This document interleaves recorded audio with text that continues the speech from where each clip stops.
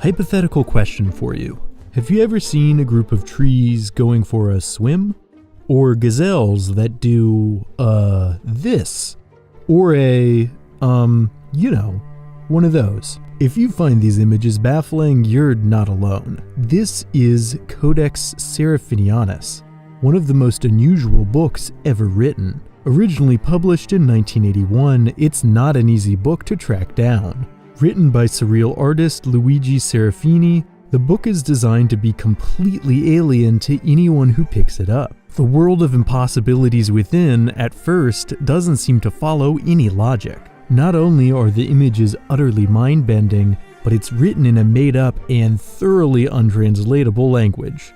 And yet, the more you read, the more you might find a strange sense of continuity among the images.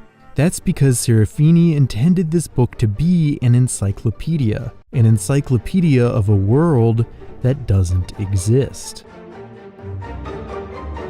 So for this entry into the archive, I'm going to do my best to document the alternate dimension Serafini created, bearing in mind the codex is, by design, meant to be untranslatable.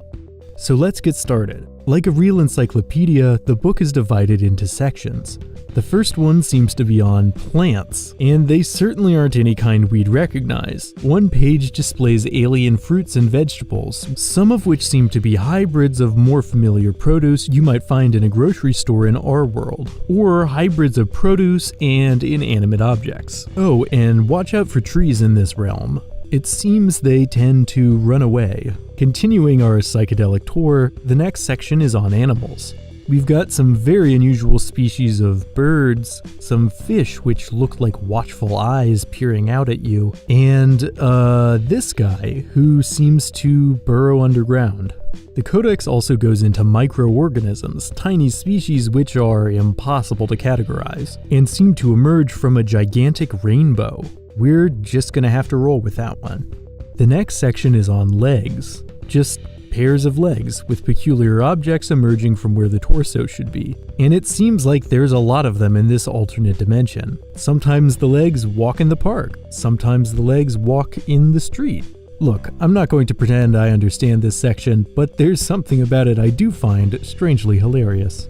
The next section is also difficult to categorize, but seems to dive into the world of chemistry and, fascinatingly, subatomic particles. Within these pages, you can find rows and rows of molecules which feel so scientific. Of course, like the rest of the book, all this is made up. But there's something about going all the way down to the atomic level that makes this fictional realm feel strangely real. Next, we have a short section on vehicles, like this car made out of flies and white goo, or this other vehicle made out of something, or this cloud-shaped vehicle, which in another section can be seen making rainbows, although it seems to mess them up on occasion. Continuing on, the next, and by far the largest section, is on the people who inhabit this world, or as close to people as this world seems to get. And I will say, the people of this alternate dimension do seem to know how to throw a party, whether it be doing, well, this, or doing this. Honestly, with most of these, your guess is as good as mine. And the final few sections are just completely incomprehensible. I feel like Serafini wanted to make sure no overthinkers, like me, would ever be able to puzzle this world out completely, so he filled the ending with stuff that would take centuries to understand. And with a final page which seems like a back-of-book glossary, although it's impossible to translate, we've reached the end of the codex. So, stepping back from all this madness, what is Serafini trying to get at with showing us this glimpse into another world?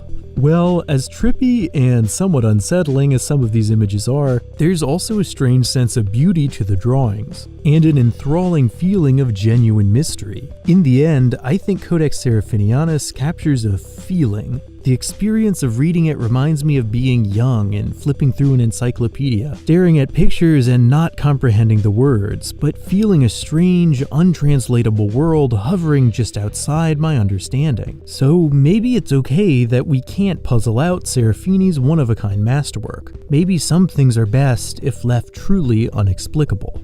Thanks for watching. If you enjoyed this entry, please lend your support, and like, subscribe, and hit the notification icon to stay up to date on all things curious.